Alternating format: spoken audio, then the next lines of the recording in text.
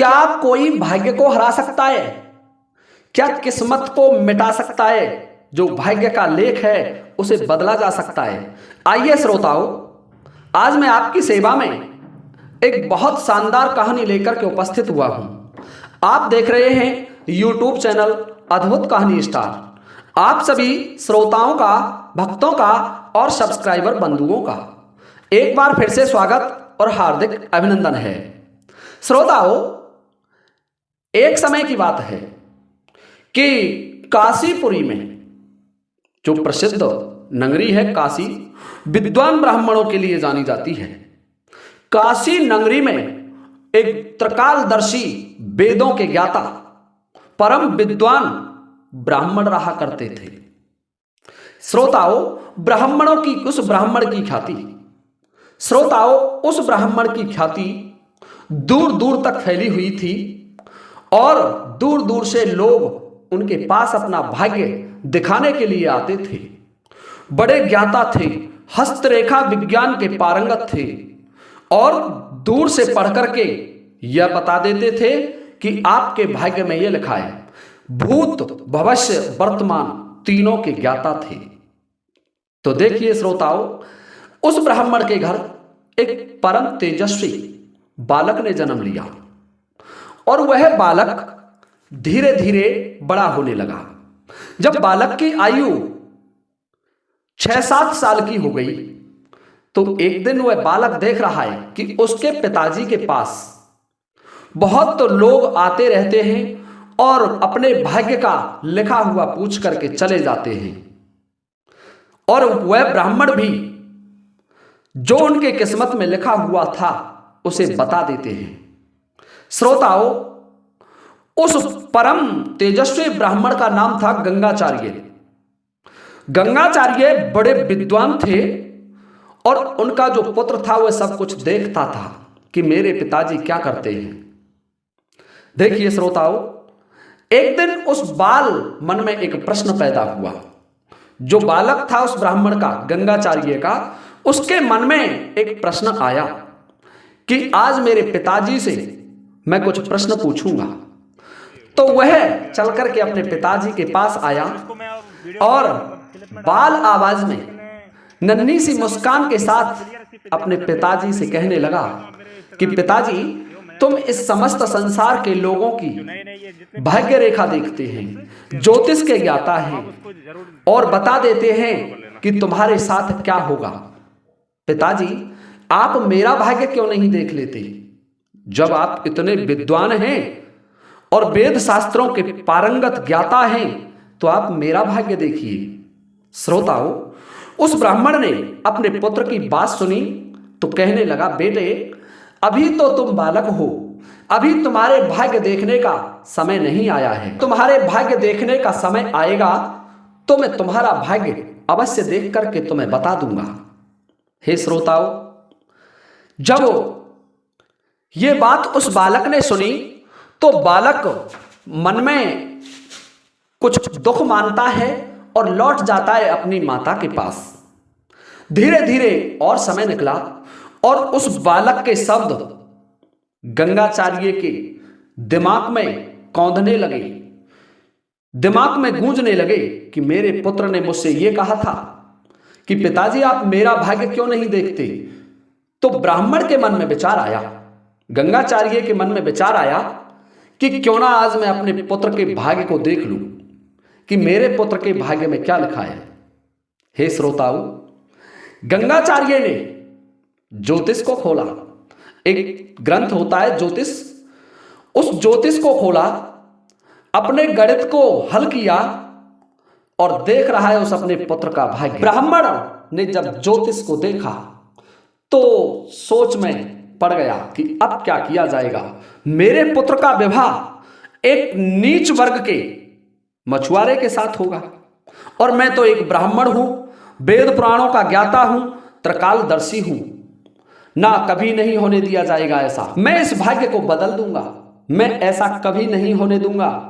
श्रोताओं, ब्राह्मण ने और गहराई से उस ज्योतिष को देखा तो उस लड़की के बारे में पूरी जानकारी की कि किस घर में लड़की पैदा होगी, जब ब्राह्मण देव को पता चल गया कि गंगा के इसी तट पर 50 कोस दूर एक मछुआरा परिवार रहता है और उस परिवार में अब तक 4 पुत्रियों का जन्म हुआ है, जो 5वें नंबर की पुत्री अभी पैदा हुई है, नवजात बालिका है जिसकी आयु 6 माह की है और उसका नाम चांदनी है। मेरे पुत्र का विवाह उस चांदनी के साथ होगा। तो ब्राह्मण देव ये सोच करके कि मैं भाग्य को बदलूंगा, यदि मैंने भाग्य देख ही लिया, मैं इतना सामर्थ्यवान हूं कि मैं इस भाग्य को अवश्य बदल के रहूंगा। मैं भी देखता हूं कि भाग्य बड़ा है या मैं बड़ा हूं। हे श्रोताओ, वह विद्वान ब्राह्मण भाग्य को बदलने के लिए, किस्मत के लिखे को बदलने के लिए, जो ब्रह्मा जी ने, बह माता ने जो अंक लिख दिए, उनको बदलने के प्रयास में अपना पत्रा और वेद पुराणों को उठा करके चल देते हैं और पहुंच जाते हैं उस मछुआरे के घर। मछुआरे ने देखा कि एक विद्वान ब्राह्मण उसके घर आया हुआ है, तो मछुआरे ने ब्राह्मण देव का बड़ा स्वागत किया। मछुआरा कहने लगा, आइए भगवान, मुझ गरीब के घर आप पधारे, ये तो बड़ी सौभाग्य की बात है। तो ब्राह्मण देव कहने लगे कि मछुआरे, मैं तुमसे ये जानना चाहता हूं कि निकट भविष्य में 6 महीने के आसपास क्या तुम्हारे किसी पुत्री का जन्म हुआ है? तो मछुआरा कहने लगा, हां महाराज, मेरे घर पुत्री का जन्म हुआ है। ब्राह्मण देव कहने लगे, क्या उसका नाम चांदनी है? तो मछुआरा कहने लगा, जी भगवान, उसका नाम मैंने चांदनी ही रखा है। परम सुंदरी है, बहुत सुंदर होने के कारण, चंद्रमा के समान कांति होने के कारण मैंने उसका नाम चांदनी रखा है। तो ब्राह्मण देव कहने लगे कि देखिए, मैं तो त्रिकालदर्शी हूं, मैं इस मार्ग से जा रहा था और मैंने जब देखा कि तुम पर तो बड़ा घोर संकट आने वाला है, जब तक वह पुत्री तुम्हारे घर रहेगी तब तक कभी भी तुम्हारे पुत्र नहीं हो सकता। हे मछुआरे, यदि तुम पुत्र का मुंह देखना चाहते हैं तो उस पुत्री को तुम्हें घर से दूर भगाना होगा। जब मछुआरे ने ये बात सुनी तो मछुआरा कहने लगा, भगवान, वो तो नवजात बालिका है, उसकी आयु तो मात्र 6 वर्ष की है, मैं उस बालिका को कहां छोड़ूं? तो ब्राह्मण कहने लगा कि देखिए मछुआरे, जब मैं तुम्हें यह बता रहा हूं कि तुम्हारे साथ ऐसा होने वाला है तो मैं तुम्हारी सहायता भी करूंगा। मेरे कोई पुत्री नहीं है और तुम इसे मुझे दे दीजिए, मैं इसका पालन पोषण कर लूंगा और जब बड़ी हो जाएगी तो इसका विवाह कर दूंगा। हे श्रोताओ, मछुआरा उस ज्योतिष के डर से अपनी 6 महीने की बालिका चांदनी को अपनी पत्नी से लेकर के आता है और उस ब्राह्मण देव को सौंप देता है कि लीजिए ब्राह्मण देव, आज से तुम ही इनके पिता हो। श्रोताओं, ब्राह्मण तो ये सोच ही रहा था, चाह ही रहा था कि ये पुत्री मुझे मिले, और मछुआरा कहने लगा कि वैसे भी ब्राह्मण देव, मैं बहुत गरीब हूं, मैं इतने बालकों का पालन पोषण नहीं कर सकता, इसलिए आप मेरी इस पुत्री को ले जाइए। श्रोताओं, वह ब्राह्मण उस मछुआरे के घर से उस पुत्री को लेकर के, जो 6 महीने की एक बालिका थी, उसे लेकर के चल देता है और मन में विचार किया कि मैं इस पुत्री को मारूंगा तो मुझे बाल हत्या लगेगी, परंतु एक बक्सा मंगाया लकड़ी का, लकड़ी के बक्से में उस पुत्री को कपड़ों में लपेट करके रख दिया और माता गंगा के जल में उसको प्रवाहित कर दिया, और मन में सोच रहा है कि कुछ दूर चलने के बाद ये बक्सा डूब जाएगा और ये लड़की मर जाएगी। परंतु देखिए श्रोताओं, क्या कोई इस दुनिया में ऐसा है जो भाग्य के लिखे हुए को मिटा सके? उस लड़की के भाग्य में तो जीना लिखा था, अभी उस बालिका के मरने का समय नहीं आया था, तो वह बक्सा डूबता नहीं है और वह बक्सा बहता हुआ चला जा रहा है। बहते बहते वह बक्सा द्राविड़ देश में पहुंच जाता है और द्राविड़ देश के एक महान तेजस्वी ब्राह्मण गंगा स्नान करने के लिए आते हैं। जब गंगा स्नान के लिए ब्राह्मण देव आए, गंगा माता में स्नान कर रहे थे। तो देखिए श्रोताओं, वह बक्सा उधर से चला आ रहा है। ब्राह्मण देव के घर कोई संतान नहीं थी, ब्राह्मण देव संतानहीन थे। तो माता गंगा से प्रतिदिन ये आराधना किया करते थे कि माता मुझे एक संतान पैदा अवश्य दे दीजिए, चाहे पुत्री ही क्यों ना हो, मैं संतानहीन ना रहूं। तो देखो श्रोताओं, वह बक्सा बहता हुआ वहां आ जाता है जहां वह ब्राह्मण स्नान कर रहा था। और जब ब्राह्मण देव ने बक्सा को देखा तो अपनी तरफ खींच लिया और बक्से को खोल करके देखा तो उसमें एक नवजात बालिका, जिसका मुख चंद्रमा के समान चमक रहा था, अंगूठा पी रही थी अपना। ब्राह्मण देव समझ गए कि माता गंगा ने मुझे ये संतान दी है और मैं इसे बड़े हर्ष के साथ, बड़ी खुशी के साथ पालूंगा। माता गंगा को बार बार प्रणाम किया, बार बार धन्यवाद दिया और ब्राह्मण देव उस पुत्री को लेकर के अपने घर को आ गए। श्रोताओं, अपनी पत्नी से कहा कि देखिए माता गंगा ने हमें कितनी सुंदर बालिका दी है। वही मछुआरे की कन्या थी, कितनी सुंदर बालिका है, इसका पालन पोषण हम करेंगे, हमारी इकलौती पुत्री को बहुत अच्छे तरीके से संस्कारवान बनाएंगे। देखिए श्रोताओं, धीरे धीरे और समय निकला और वह लड़की जवान होने लगी, बड़ी होने लगी। और जैसे जैसे वह लड़की बड़ी हो रही है तो जिसकी सुंदरता की तुलना तो रति से भी नहीं की जा सकती, कामदेव भी उसके सामने लज्जित हो जाते थे।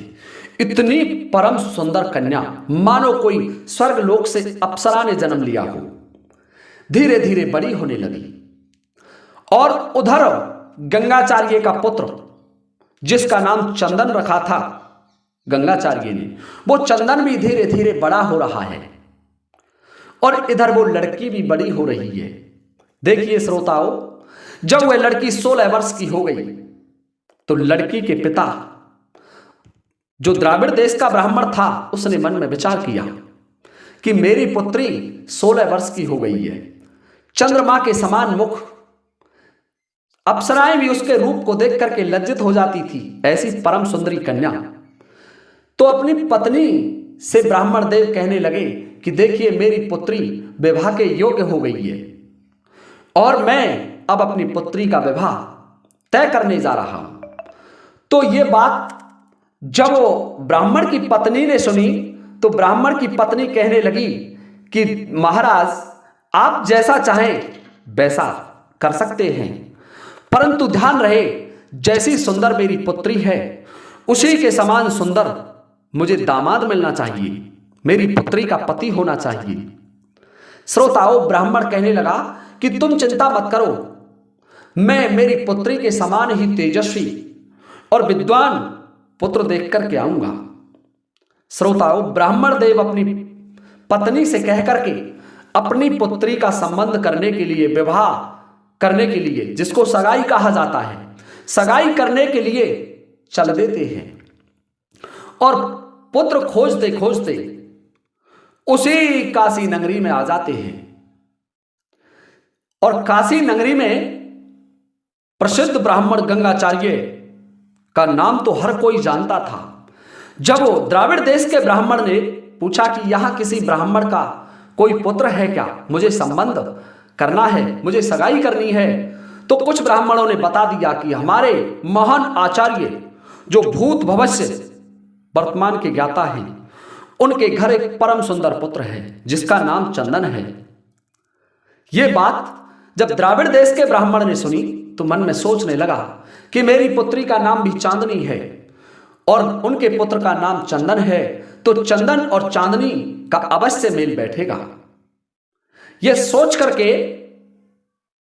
ब्राह्मण देव गंगाचार्य का घर पूछ करके गंगाचार्य के घर पहुंच जाते हैं। गंगाचार्य ने देखा कि एक बहुत विद्वान ब्राह्मण उनके घर आए हुए हैं, तो गंगाचार्य ने उनका बड़ा स्वागत सम्मान किया। स्वागत सम्मान करने के बाद आने का कारण पूछा तो ब्राह्मण देव कहने लगे कि देखिए ब्राह्मण जी, क्योंकि वो द्राविड़ देश के ब्राह्मण थे, चांदनी का पिता कहने लगा कि मेरी पुत्री की सगाई करने आया हूं और तुम्हारे पुत्र के साथ मेरी पुत्री का विवाह करना चाहता हूं। जब ये बात उस ब्राह्मण ने सुनी गंगाचार्य ने, तो गंगाचार्य बड़े प्रसन्न हुए और अपने पुत्र को बुला करके उसे दिखाया कि देखिए मेरा ये पुत्र है। तो द्राविड़ देश के ब्राह्मण कहने लगे कि मेरी पुत्री भी तुम्हारे पुत्र के समान ही सुंदर है, इनकी जोड़ी तो कामदेव और रति को लजाने वाली होगी, इसलिए मुझे ये रिश्ता पक्का है।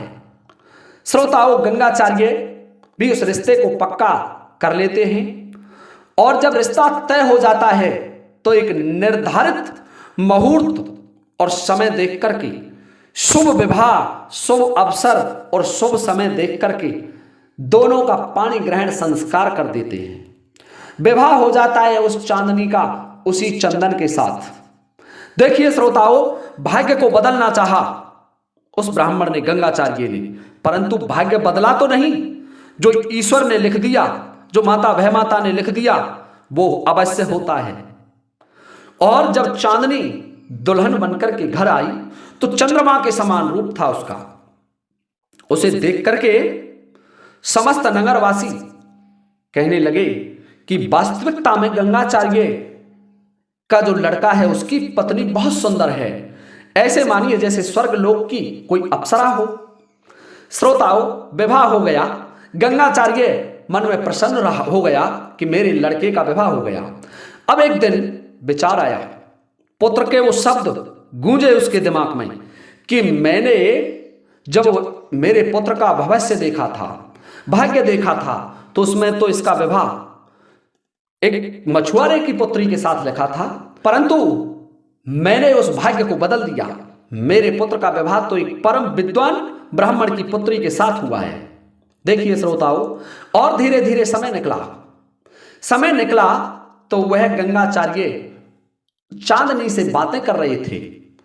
चांदनी से कह रहे थे कि बेटी, तुम अकेली हो, तुम्हारे पिता के कोई भी पुत्र नहीं है। तो चांदनी कहने लगी कि जी पिताजी, मुझे भी माता गंगा ने मेरे पिताजी को दिया था। आज से 16 साल पहली बात है कि मेरे पिताजी के कोई संतान नहीं थी और मुझे किसी दुष्ट माता पिता ने एक लकड़ी के बक्से में कपड़ों में लपेट करके बहा दिया था और मैं बहती हुई गंगा में जा रही थी। मेरी आयु मात्र 6 माह की थी। मेरे पिताजी बताते हैं, मेरे जो पालित पिता हैं द्राविड़ देश के ब्राह्मण, वह बताते हैं, और उन्होंने मुझे पाल करके मुझे बड़ा किया। देखिए श्रोताओं, जब चांदनी ने गंगाचार्य से ये बात कही तो गंगाचार्य अपना पत्रा उठा करके देखने लगी, अपने ज्योतिष को देखने लगी और ज्योतिष के हिसाब से उसका अनुमान लगाया। जो भाग्य नक्षत्र रेखाएं उस लड़की के थी, वो सभी रेखाएं उस चांदनी के भी विराजमान थी, उसके भी लिखी हुई थी। अब तो ब्राह्मण जी हिल गए। ब्राह्मण मन में सोचने लगे कि मैंने तो भाग्य को बदलना चाहा था, मैं तो भाग्य को बदलना चाह रहा था। मैंने तो इस लड़की को समुद्र में फेंक दिया, परंतु ये तो वही लड़की है जिसको मैंने गंगा में फेंका था और ये बच गई और ये मेरे पुत्र के घर आ गई। अब मैं इसे जीवित नहीं छोड़ूंगा।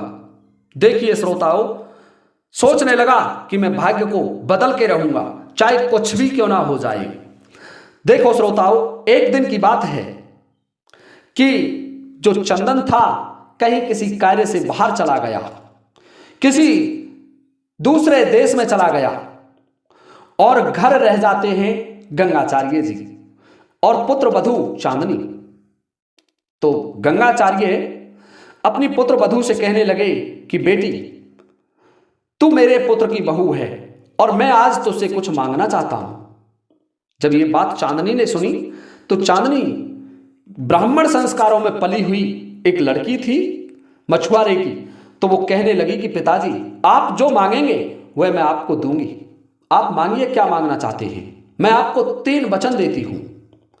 श्रोताओं, गंगाचार्य ने एक अंगूठी निकाली और अंगूठी को दिखा करके कहने लगे कि बेटी, मैं तुझसे यह चाहता हूं कि जब तक तुम इस अंगूठी को ढूंढ करके नहीं ले आए तब तक तुम मेरे घर मत आना, और तुम्हारे पिता के घर भी तुम्हें नहीं जाना है। जब तक ये अंगूठी आप नहीं ले आएंगी तब तक आप मेरे पुत्र की पत्नी नहीं हो सकती। श्रोताओं, ये बात जब चांदनी ने सुनी तो चांदनी कहने लगी कि पिताजी, इसका मैं अर्थ नहीं समझी। कि हाँ बेटी, मैंने जो कह दिया वो कह दिया। अब तो चांदनी बड़ी दुखी हुई। चांदनी कहने लगी, पिताजी अंगूठी का आप क्या करेंगे? कि मैं अंगूठी को समुद्र में फेंकवा रहा हूं। हे श्रोताओं, अब तो चांदनी को लेकर के पंडित गंगाचार्य जी एक समुद्र के तट पर पहुंच जाते हैं। चांदनी भी उनके साथ है और चांदनी को वह अंगूठी दिखा करके समुद्र में फेंक दी और चांदनी से कह दिया कि जिस दिन ये अंगूठी तू ले आए उस दिन तू सहर्ष हमारे घर आ सकती है। अब चांदनी समुद्र के तट पर अकेली रह गई। गंगाचार्य जी चल देते हैं अपने घर को और सोचने लगे कि अब इस चांदनी को ये अंगूठी मिलेगी नहीं और मेरे पुत्र का विवाह मैं किसी ब्राह्मण कन्या से कर लूंगा। अब देखता हूं मैं भाग्य क्या होता है। क्यों नहीं बदल सकता मैं भाग्य को? जब मैं भाग्य को देख सकता हूं तो मैं भाग्य को बदल भी सकता हूं। श्रोताओं, ऐसा सोच करके गंगाचार्य जी तो अपने घर आ जाते हैं और उधर जो चांदनी थी वह मन में विचार करने लगी कि हे भगवान, अब तो मैं घर भी नहीं जा सकती, मेरे पिता के यहां भी नहीं जा सकती, मैं वचनबद्ध हूं। अब मुझे कोई और रास्ता देखना होगा। मैं समुद्र में से अंगूठी भी नहीं खोज के ला सकती। चांदनी वहां से चल देती है और चलती हुई उज्जैन नामक शहर में आ जाती है। और उज्जैन में जब चांदनी आई तो वहां एक राजपूत परिवार रहता था। उसके दो वृद्ध दंपत्ति थे और वो वहां रहा करते थे। चांदनी ने मन में सोचा कि आज की रात्रि तो मुझे यही निकालनी होगी, कल कहीं देखा जाएगा। श्रोताओं, चांदनी जब किस्मत साथ देती है तो अच्छे स्थान पर पहुंचना स्वाभाविक होता है। चांदनी उस राजपूत दंपत्ति के पास पहुंच गई जो संतानहीन थे, जिनके कोई संतान नहीं थी। श्रोताओं, अब तो चांदनी को देख करके वो वृद्ध राजपूत दंपत्ति कहने लगे कि बेटी, तुम कौन हो और कहां से आई हो? चांदनी कहने लगी कि देखिए पिताजी, मैं धरती की झेली और आसमान की गेरी हूं, मेरा कोई भी नहीं है, मेरा सब कुछ समाप्त हो चुका है, मैं तो वहीं रह जाऊंगी जहां मुझे 2 रोटी मिल जाए। अब तो वह राजपूत और जो राजपूत की पत्नी थी, दोनों वृद्ध थे, कहने लगे बेटी तुम हमारे घर रहो, आराम से भोजन करो, हमारे कोई संतान नहीं है। श्रोताओं, अब तो वह चांदनी जो लड़की थी उस राजपूत दंपत्ति के घर रहने लगी। राजपूत दंपत्ति ने अपने यहां रख लिया। और देखिए, सौभाग्य की बात तो यह थी कि वह राजपूत बहुत बड़ा पैसे वाला था और जब भी उस राजपूत के यहां कोई भी कार्य संपन्न कराता, कोई हवन कराता, कोई यज्ञ कराता, तो काशी से उसी गंगाचार्य ब्राह्मण को अपने यहां बुलाता था यज्ञ संपन्न कराने के लिए। श्रोताओं, इसलिए गंगाचार्य और वो राजपूत दंपत्ति आपस में मित्र थे। यह बात उस राजपूत दंपत्ति को पता नहीं थी कि ये तो गंगाचार्य के पुत्र चंदन की पत्नी है जो हमारे यहां भोजन बनाती है, हम पुत्री के रूप में से रख रहे हैं। और धीरे धीरे समय निकला तो उज्जैन से एक प्रसिद्ध ब्राह्मण अपनी पुत्री का विवाह करने के लिए, पुत्री की सगाई करने के लिए चलते हैं और आ जाते हैं काशी नगरी में। और काशी नगरी में भी वही गंगाचार्य ब्राह्मण के पास, क्योंकि गंगाचार्य का पुत्र बड़ा सुंदर था। गंगाचार्य उस ब्राह्मण से कहने लगे कि ब्राह्मण देव, हम आपका रिश्ता तो ले लेंगे, हमारे पुत्र की सगाई तो कर लेंगे, परंतु पहले हम लड़की देखेंगे। तो वह ब्राह्मण कहने लगा ठीक है, आप लड़की देख सकते हैं, आप सादर आमंत्रित हैं। श्रोताओं, उस ब्राह्मण ने निर्धारित समय तय कर दिया कि उस दिन आप हमारी लड़की को देखने के लिए आ सकते हैं। और गंगाचार्य भी मन में विचार करने लगा, अपने पुत्र चंदन से कहने लगा कि बेटे, मैंने तुम्हारे लिए रिश्ता तय कर दिया है और अब तुम मेरे साथ उस होनहार तुम्हारी पत्नी है उसको देखने के लिए चलेंगे। तुम और मैं दोनों देख करके आएंगे लड़की कैसी संस्कारवान है। श्रोताओं, अब तो चंदन मन में और दुखी हुआ कि मेरी पहली पत्नी तो गंगा में डूब करके मर गई। अब देखिए ईश्वर क्या करता है। और फिर चंदन अपने पिताजी से कहने लगा कि पिताजी, आप सब दुनिया का भविष्य देखते हैं, भाग्य देखते हैं, फिर आपने मेरा भाग्य क्यों नहीं देखा। तो ये बात जब गंगाचार्य ने सुनी तो कहने लगे, बेटे, अभी वो समय नहीं आया है कि मैं तुम्हारा भाग्य देखूं। हे श्रोताओं, गंगाचार्य और चंदन दोनों लड़की देखने के लिए उज्जैन को चल देते हैं। अब उधर सुनिए क्या होता है। एक मछुआरा समुद्र में जाल डालता है और जो अंगूठी गंगाचार्य ने फेंकी थी उसे एक मछली निगल गई थी। और जिस मछली ने उस अंगूठी को निगला था वह मछली उस जाल में फंस गई और बड़ी सुंदर मछली थी, जिसे एक टोकरी में भरकर के मछुआरा बेचने चलता है उन मछलियों को। और बेचते बेचते उसी राजपूत के घर आ गए जहां वह ब्राह्मण की पुत्र वधू चांदनी रहती थी, उज्जैन नगरी में। और जब मछलियों को उस राजपूत ने देखा तो उन मछलियों को खरीद लिया और अपनी उस पुत्री, क्योंकि वो पुत्री मानते थे चांदनी को, चांदनी से कहने लगे, बेटी, ये मछलियां खरीदी हैं, क्या आप इन्हें बना सकती हैं। तो चांदनी मन में सोचने लगी, ब्राह्मण के यहां पली हुई थी, कहने लगी, पिताजी, मैं बना दूंगी। देखिए श्रोताओं, चांदनी जब उन मछलियों को काटने के लिए बैठती है तो भाग्य का खेल था, वह अंगूठी मछली के पेट से निकल करके नीचे गिर जाती है जैसे ही उसको काटा। अब तो चांदनी बड़ी खुशी हुई कि अब मेरा वो समय आ गया, मुझे ये तो वही अंगूठी है जो मेरे ससुर ने समुद्र में फेंकी थी। बहुत प्रसन्न होने लगी।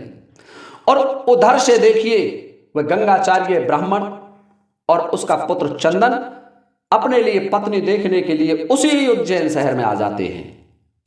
परंतु गंगाचार्य अपने पुत्र चंदन से कहने लगे कि बेटे, यहां मेरा एक बहुत बड़ा जजमान रहता है, मैं उसके यहां कई बार यज्ञ करने आया, कई बार वो मेरे पास आया, मैं उससे मिलकर के चलूंगा। तो चंदन कहने लगा, पिताजी, जैसी आपकी इच्छा। तो श्रोताओं, गंगाचार्य उसी राजपूत दंपत्ति के घर पहुंच जाते हैं। जब राजपूत दंपत्ति ने उस ब्राह्मण को देखा तो बड़े प्रसन्न हुए, क्योंकि वह ब्राह्मण तो बहुत विद्वान था, परम तेजस्वी था। श्रोताओं, ब्राह्मण को बैठाया, बड़ा स्वागत किया और उसने मन में विचार किया कि मेरे यहां एक पुत्री रहती है, क्यों ना मैं उस पुत्री का भाग्य इस ब्राह्मण से दिखा लूं। तो यह सोच करके वो राजपूत अपनी जो पुत्री चांदनी थी उस चांदनी से कहने लगा कि बेटी, इधर आओ, बहुत दूर से एक ब्राह्मण देव आए हैं, मैं तुम्हारा भाग्य दिखा देता हूं। जब राजपूत की बात चांदनी ने सुनी तो निकल करके बाहर आई और बाहर बैठे हुए अपने ससुर और पति को देख करके चांदनी विस्मित हो गई। और जब गंगाचार्य ने और चंदन ने चांदनी को देखा तो उनके भी आश्चर्य का ठिकाना ना रहा। एकदम से गंगाचार्य कहने लगे कि चांदनी, मैंने तुझसे मना किया था कि जब तक तू अंगूठी नहीं लेकर के आएगी तब तक तू हमें दिखेगी भी नहीं। तैने वचन तोड़ दिया, जब तक तू अंगूठी लेकर के नहीं आएगी तब तक तू मुझे दिखाई नहीं देगी।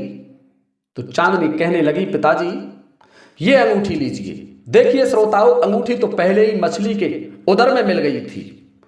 जब ये बात राजपूत ने देखी तो राजपूत जी कहने लगे कि ये क्या हो रहा है, मेरी समझ में कुछ नहीं आ रहा है, ब्राह्मण देव, आप ये क्या कर रहे हैं।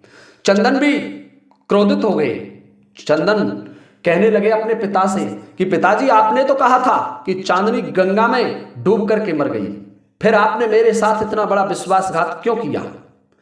आप तो मेरा विवाह तय करने जा रहे थे, मेरे लिए दूसरी पत्नी देखने जा रहे थे, जबकि मेरी ये पत्नी जीवित है।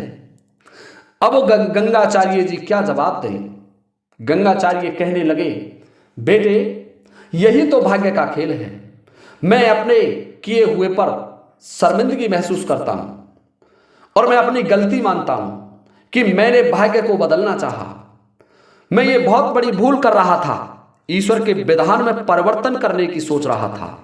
राजपूत दंपत्ति बोले, ब्राह्मण देव, आप क्या कह रहे हैं कि ये जो तुम्हारी पुत्री है ये मेरे पुत्र की पत्नी है, मेरी पुत्र वधू है, और ये वास्तविकता में एक ब्राह्मण की पुत्री नहीं, एक मछुआरे की पुत्री है, और इसका विवाह मेरे पुत्र चंदन के साथ लिखा था, और मैंने उसे मिटाने का बहुत प्रयत्न किया, परंतु मैं उसे नहीं मिटा पाया। हे पुत्री, तुम और तुम्हारा पति दोनों आराम से रहो, अब मैं आपसे कुछ भी नहीं कहूंगा। श्रोताओं, अब तो चांदनी बड़ी प्रसन्न हुई और चंदन भी बड़ा प्रसन्न हुआ अपनी पत्नी को पाकर के। श्रोताओं, ब्राह्मण दंपत्ति, राजपूत दंपत्ति भी बड़े प्रसन्न हुए और शहर से चंदन अपनी पत्नी चांदनी को लेकर के आ जाते हैं श्रोताओं गंगाचार्य के साथ, और बड़ा आराम से जीवन यापन करने लगे। वही चांदनी जो एक मछुआरे की पुत्री थी, आखिरकार चंदन की पत्नी ही रही, जबकि गंगाचार्य जैसे विद्वान ब्राह्मण ने, त्रिकालदर्शी ब्राह्मण ने उसे मारने के, उसे छोड़ने के कई प्रयत्न किए, कई षड्यंत्र किए, परंतु देखिए श्रोताओं, भाग्य का खेल कभी नहीं मिटता। जो नसीब में होता है उसे कोई नहीं मिटा सकता। तो ये थी श्रोताओं हमारी आज की वीडियो। यदि आपको हमारा ये वीडियो पसंद आया हो तो कृपया वीडियो को लाइक करना ना भूलें। हमें आपके कमेंट और लाइक करने का इंतजार रहेगा। और अब इस वीडियो को मैं समाप्त करता हूं और आप सभी से लेता हूं इस वीडियो को विराम देने की अनुमति। इसी के साथ जय हिंद, जय भारत।